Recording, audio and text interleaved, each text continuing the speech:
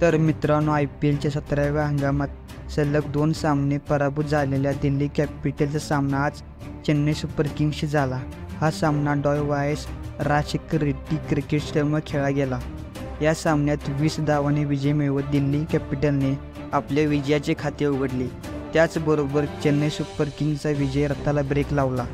दिल्लीने नाणेफेक जिंकून प्रथम फलंदाजी करण्याचा निर्णय घेतला आणि 20 षटकात 5 गडी गमावून 192 धावांचे लक्ष्य ठेवले होते.